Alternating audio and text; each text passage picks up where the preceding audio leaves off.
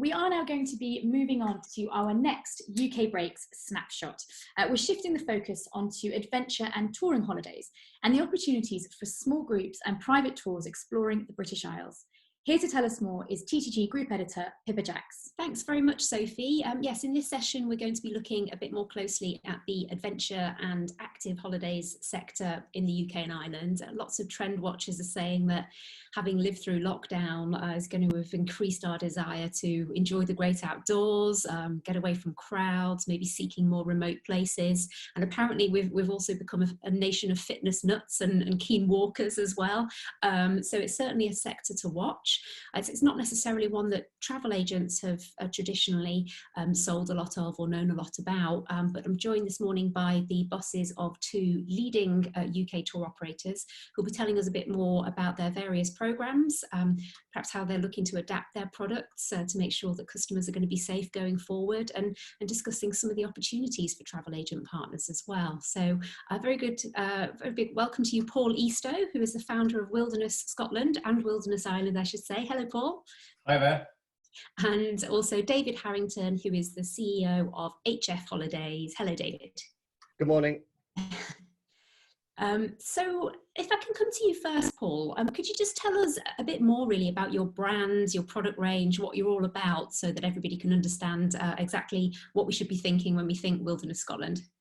Sure, yeah. So Wilderness Scotland is an active and experiential tour operator, and we're based in Scotland, but we offer holidays throughout not only Scotland, but also Ireland, where we have a small office, and in the north of England.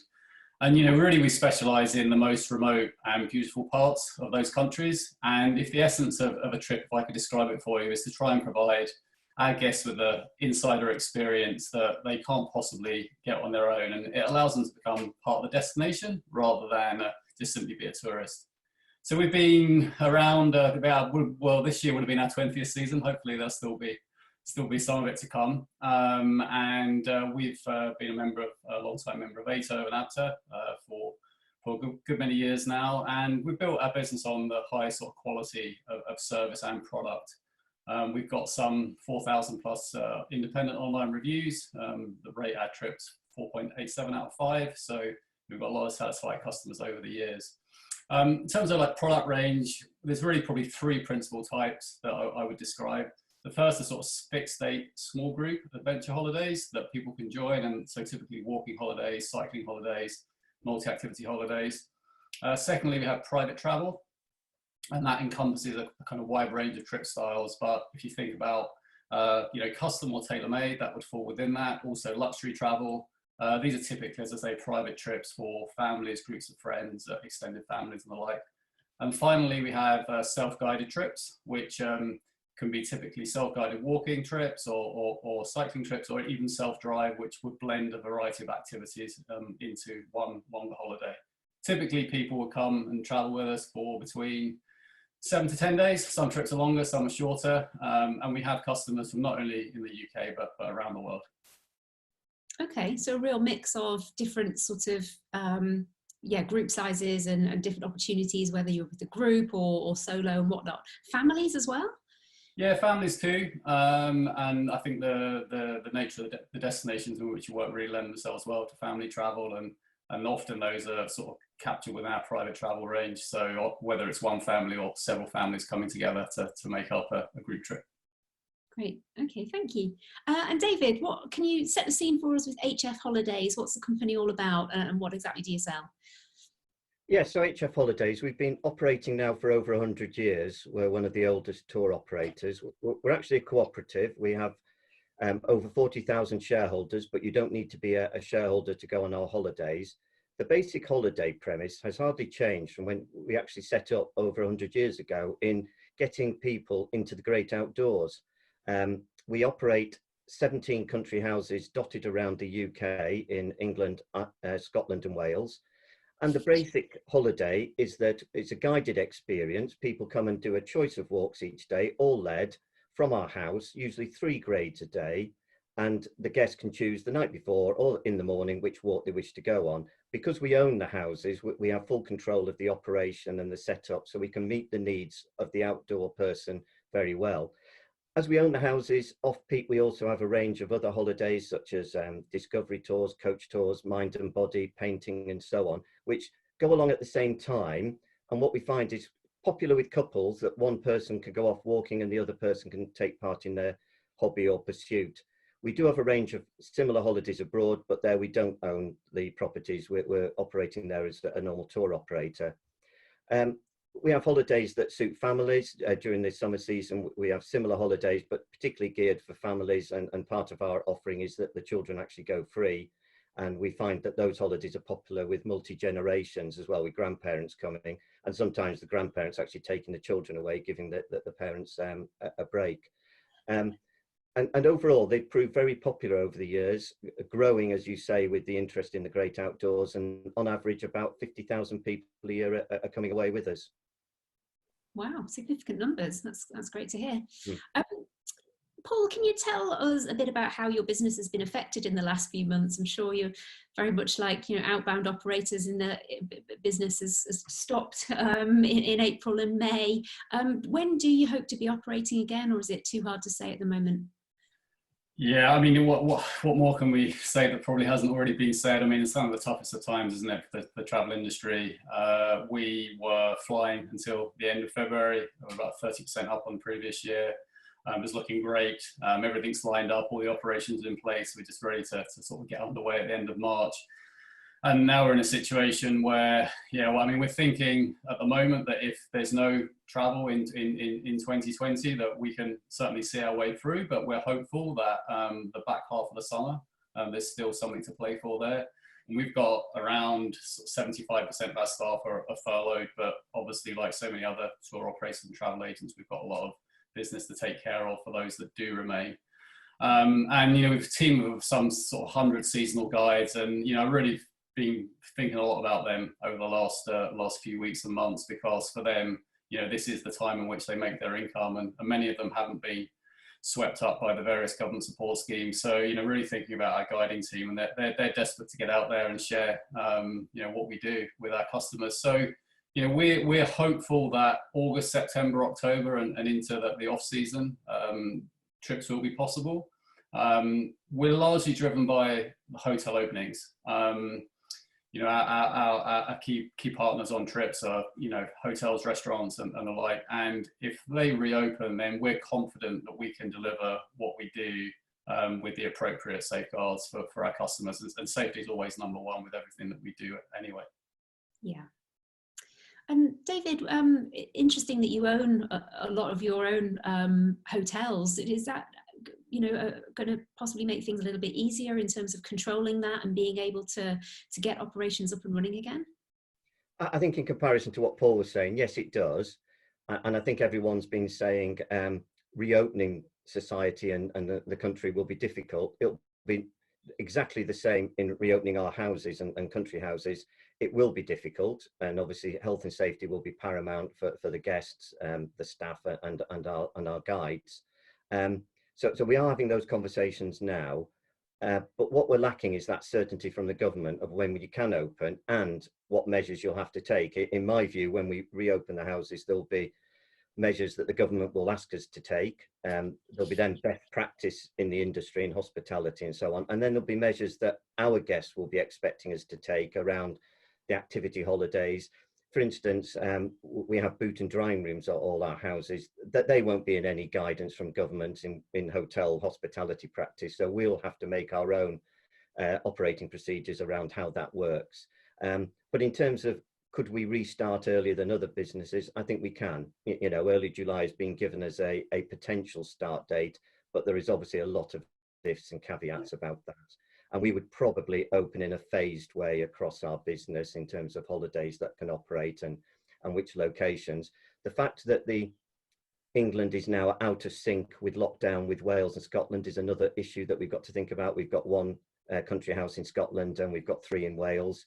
That means we will be definitely phased in reopening. And probably the products that we offer will definitely have different compromises, if you like. But I think expectation is high from the guest to want to get away, and we just need to be absolutely clear when we open what different measures we've got and what the holiday changes are, so the guest knows in advance before they arrive. Yeah. And Paul, you mentioned the private tour experience. Do you see that becoming increasingly attractive, and is that a slightly easier sort of environment for you to manage compared to a group departure? Yeah, I mean, it was a trend pre-COVID-19 over the last few years, like so much of the industry have seen that move to more custom private travel. And I think we saw that continuing anyway, but clearly there are good reasons why that may be a sector that the industry can focus on.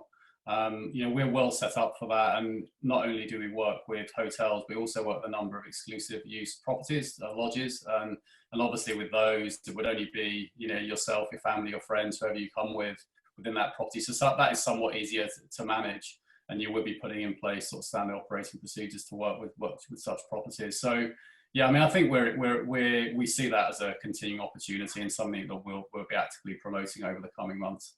Yeah.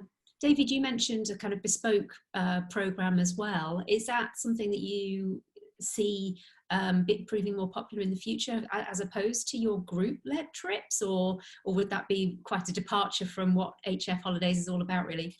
It's not really a bespoke program. It was more our existing program with changes to it, noting the health and safety and what's possible on what's open in the local area. For instance, we usually use transport to get you to and from the walks. So a coach would pick you up in the morning, drop you off, and then you can do a linear walk rather than a horseshoe walk, where you'd leave your car at the car park and return to it. We can do a linear walk, and then we pick you up at the end of the day. And usually what we try and do is finish the walk in a place of refreshment, shall we say, which is enjoyed by a lot of the guests. Well, it's likely that may be a compromise as well, that we can't do that. But what we're trying to do is see if we can operate walks without using a lot of transport, or even in fact no transport. We're lucky that most of our houses are in exceptional areas of outstanding natural beauty, so we can operate a walk or several walks a day from our houses, and that's what we're currently working on, so we can still offer that guided experience. Secondly, we do think the self-guided operation will be very popular with a lot of guests. That we've seen high demand to get out to the countryside in the lockdown, and we think we can promote our program that we currently do have at all of our houses. We have an area where there's maps and guides and walks that you can take without being escorted, and we think they'll become very popular with guests to enjoy. So we're going to be highlighting that once we reopen, that facility is available, and how they can go out on different levels of walks, but leading themselves. Yeah, so that could be a couple or a family or a multi-generational group doing that self-guided approach. Yeah, and we may have one of our guides or leaders available in the house to offer advice and guidance as well. But we are still working on the idea that we'll have a guided experience as well, because many of the guests, particularly single guests, like coming away for the social experience. What we're hoping for is that there is a relaxation of the of what happens outdoors in terms of gatherings. That hopefully will be some advice we'll get, because obviously outdoors doesn't seem to be as big a risk as being inside. But even then, we still think we can operate group sizes with social distancing. But again, we'll modify if necessary. Yeah. And what's your outlook for the next 6 months, David, and into 2021? Are you getting any new bookings in, or is it more a case of rebooking, you know, those that have had to cancel and make sure they're getting away? So obviously, the same as Paul was saying, we were doing well before the lockdown began. We were up on sales. So we have had a lot of cancellations, obviously, and a lot of those guests have rebooked for the autumn. So sales are strong for the autumn period. And a lot of people have rebooked for next year. One of the first things we did is recognise that there was going to be a high number of cancellations. So we immediately set to organise our holiday programme for 2021. The fact that we own our properties, we can easily organise the programme and the schedules. So we did that. So our guests who wanted to go away at roughly the same time each year could do so. So our sales for next year are very strong, well above normal, but we know some of that is on the back of rebookings. But at the moment, our advanced sales going into August and September and October are quite strong. We already had good sales in advance, which is encouraging. And that may help us, particularly if we have to do occupancies at, say, 50% as part of the social distancing. So The other factor as well we have to bear in mind, again, Paul alluded to it, is overseas guests. Nearly 20% of our business is from guests overseas. And obviously the guidelines around quarantine would be helpful to know what they will be, because we've got small groups from European countries still keen to travel, and obviously individuals from abroad, particularly Europe and North America, who are intimating they still want to come if they can. Yeah. So we think we've got the demand there. And obviously when we can advise people what the program is, there may be some people not wanting to travel and will rebook again for next year, but we think there's enough demand and interest there to run a program, this autumn particularly. Yeah, that's good news. Paul, what about for Wilderness Scotland? Would you normally have much of a winter program, or would you be looking to kind of move bookings to next summer really? I mean, our core business is really April to October, largely governed by sort of British summertime is when we're fully operational. But we do offer trips year round, and we've increasingly seen a trend towards off-season travel. Some parts of Scotland are absolutely fantastic during the winter months, and we've got a very strong festivals program, and we'll be promoting that and trying to build itineraries around those programs in the coming weeks and months. So, I mean, I think big shout out to our sales team. They've done an incredible job. We've managed to rebook about 90% of people that have booked for this year, which is a fantastic result. And that's made a huge difference to the business. And similarly, support from all of our supplier network that have been very, very supportive of what we're trying to do in keeping that business for next year, even if it doesn't travel this year. Quite a few people have deferred until 2021, but also some are hoping August, September, they'll be able to travel. So, as for new bookings, I mean, it's very quiet at the moment. Pure new bookings are as you would expect, but inquiry volume has been increasing over the last few weeks. So that's encouraging. And I think the hope is when we fully get out of lockdown that we will see that trend on the up. Yeah. And can you tell us a bit about the way in which you have or haven't been working with travel agents till now, Paul, and if you see a greater opportunity there? Yeah, sure. I mean, we're kind of really excited by this opportunity. I mean, somewhat it's been thrust upon us by circumstance, but we've got a long track record of working with travel agents and tour operators internationally, and to a limited extent, those travel agents from the UK. But I think there's a unique window here to not only really realise some potential in the short term, but I think also understand that the UK and Ireland has some fantastic product that travel agents would be interested in, certainly the more sort of specialist travel agent. So we're in a position where we can pay quite generous commissions and or net rates, and we've had some very positive feedback from those conversations with UK-based agents that we've had thus far, who are seeing a real kind of resonance with the product type that we offer, and for many of their loyal customers that come back to them year after year. So, we're excited by it. It's a new opportunity, and I think we always prided ourselves on the support that we can provide to our agents in terms of sales and marketing. So whether it's joining client calls, providing them with any kind of collateral they might need, creative itineraries, flexible payment, whatever we can do to make agents' jobs easier, we typically will do and have done. So yeah, no, we're pretty positive about it. That's great to hear. And David, what about HF Holidays? Do you see an opportunity for agents to work more closely with you too? Exactly the same as what Paul said. I support everything he said. The outdoor activities market is growing, and I think agents should welcome it and use it. We offer commission rates. What I find is the customer is very loyal. If they like this product, walking or any activities in the outdoors, they'll be keen to keep doing it year on year. So it's something that brings that repeat business. I mean, our repeat business levels are sometimes over 80%. So it's and as we offer several different locations, the customers are keen to rotate round, and also at each of our properties, nearly all of them have got a 2-week walking program. So it means you come back another year at a different date, you can do a different itinerary. So it offers lots of benefits and opportunities. And dare I say it, the prices are not cheap. So the commission rates are therefore interesting and I would have said quite valuable to agents. The UK product is no longer a cheap holiday option. Our product is full board and getting closer to £1,000 a week. So it is very interesting and valuable, I think, for agents to consider.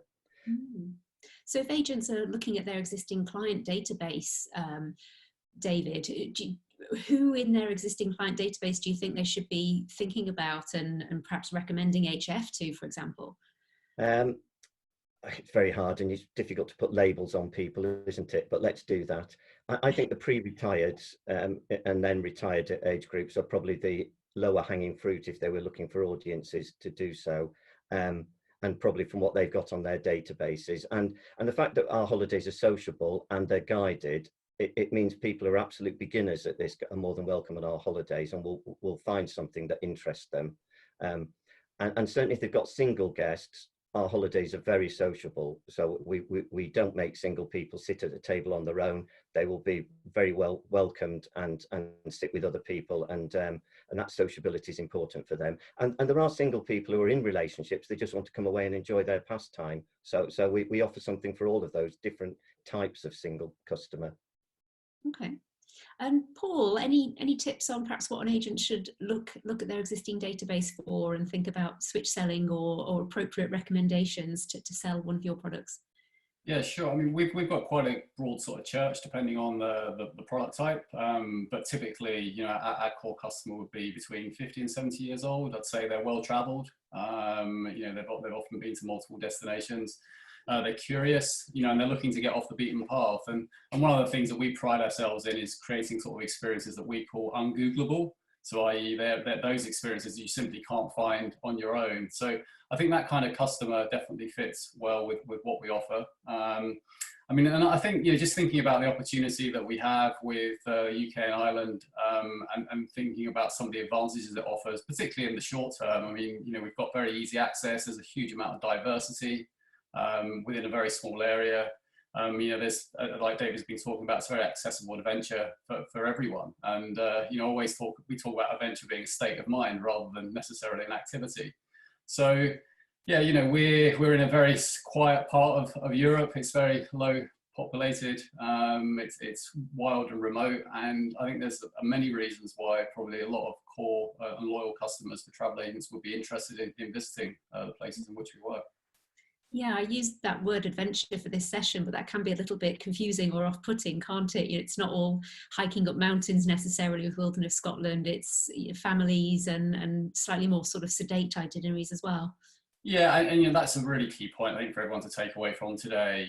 You know, we're about accessible adventure. So as long as you've got, you know, a positive mindset, and you are, you know, you're used to getting out and about, then you can do an enormous amount in the places in which we work. And, you know, we really pride ourselves on that, being able to take people from literally, you know, 8 to 80 years old and do some of the things that perhaps they never thought were possible. And that's one of the most rewarding parts of what we do.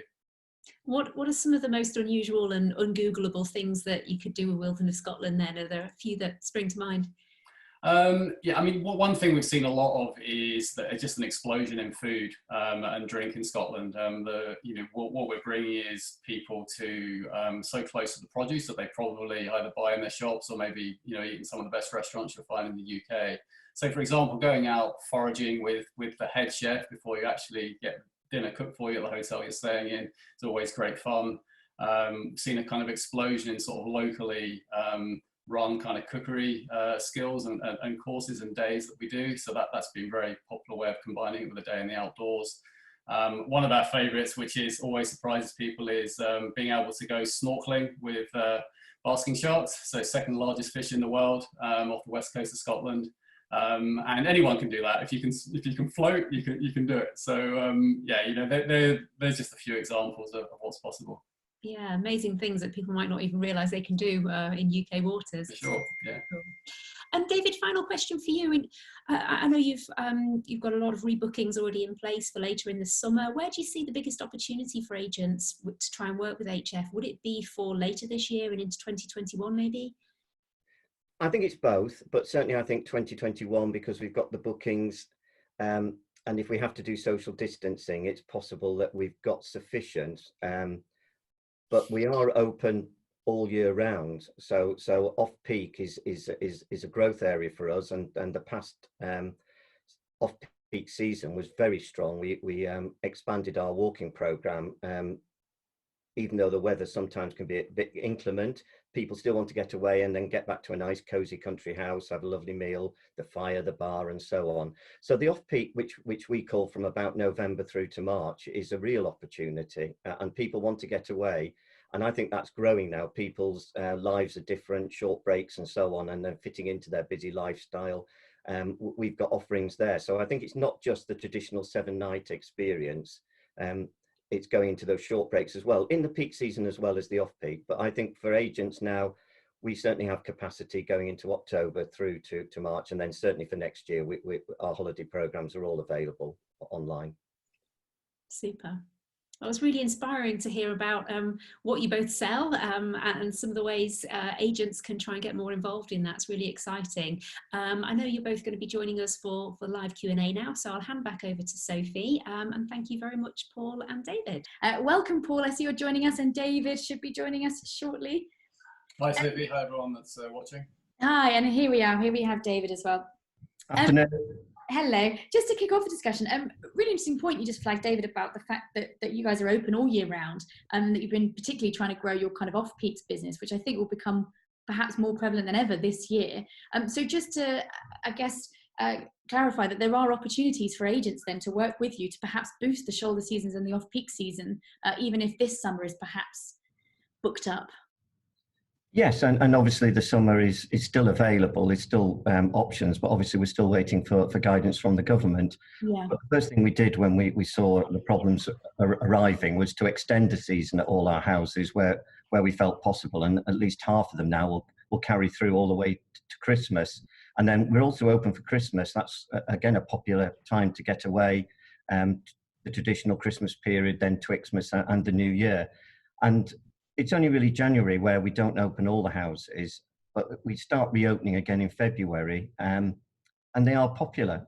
We also have a range of other activities that we do in the houses, such as the indoor pursuits, such as bridge and painting and photography and so on, which can all be using our houses in those off-peak periods. So there are other opportunities that agents could take advantage of.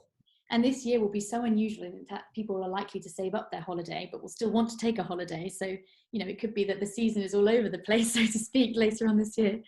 Yes, and I picked up that people have felt frustrated they couldn't get away, but there's also that fact that time's running short. They want to do something and get on with it, and building up that desire to get away. Yes. Yeah, and Paul, I know you were explaining obviously your product is very weather dependent and dependent on the British summer, but might you look to extend that further into the shoulder season and perhaps into the winter period, especially if we perhaps get an October bank holiday that was being talked about? Yeah, I mean, like I touched on in the piece there, we're blessed with some really great festivals in Scotland and Ireland. So, you know, whether it's like David's alluding to around Christmas and Hogmanay, so over the New Year period, if people are looking to incorporate a trip to Edinburgh with a wider itinerary in Scotland, then that's a fantastic time. There's also some great itineraries and festivals and events happening on the Scottish Islands during the winter months that's quite unknown, and that provides a really fantastic local experience if we're back up and running by then. And also over in Ireland, St Patrick's Day, you know, still off season really, but an incredible event if you've never experienced it. So we've always tied trips in particularly for private groups around those times, and you know, that's very much available in the coming months. We had a question about pricing, which also relates to the last session as well as this one. But just in terms of what you think will happen with pricing, do you anticipate it going up quite radically this year and for next year, or are you going to try and keep your pricing at the level that it's at now? I mean, we'll be doing everything we can to try and keep as price competitive as we possibly can for clear reasons. You know, we want to be delivering the same value that we always have. I think we probably need to recognise that there's going to be a lot of businesses that you know, are going to be very much trying to get back established, and we depend so much on hotels, restaurants, other service providers. So, you know, largely the pricing is driven by what the supplier network is doing. But I think everyone feels like, you know, we want to collaborate together to deliver a rebound strongly, and I think price is one ingredient in the mix. Yeah, David, what are your thoughts on that? Well, we've put our prices out already for next year because we've loaded the holidays and put them for sale. We've only done modest price increases in line just above inflation at the time that we organised that a few months ago. What we do have though is dynamic pricing, so the earlier you book, the better the price. So there are some exceptional discounts at the moment for booking early for next year. I agree with Paul and the previous commentators. I think price will be critical, and to try and rejuvenate the market, there'll be some keen prices, and there'll certainly be cost control by the operators going on in the next few months, certainly. We've had a question just about protection. I think people are just trying to understand a little bit more about the domestic market. Obviously, everyone's very familiar with the ATOL badge for a lot of outbound travel. In terms of financial protection for UK-based holidays, I don't know if you guys are part of ABTA at all, but what could you say to reassure agents concerned about that? Sorry, David, carry on. Our holidays are not bonded with ABTA, but we're bonded with ABTOT. So the same protection, just with a different provider. The other thing, we've been offering holidays for over 100 years. So that's quite a strong reputation that we've got behind us, and several awards as well from what we've done over the years. So it is important to go and have holidays that are protected, yes. Fantastic, thanks David. And Paul, any points to add? Yeah, I mean, all of our holidays are bonded with ABTA, and we've been long-time members of them and of ATO, so in terms of customer assurance, it's right there. There we go, fantastic. Hopefully that answers our questions. I am conscious of time, so I'm going to wrap this up, but thank you very much to both of you for your insight on the panel and for joining us today as well. Thank you. Thank you. Bye-bye.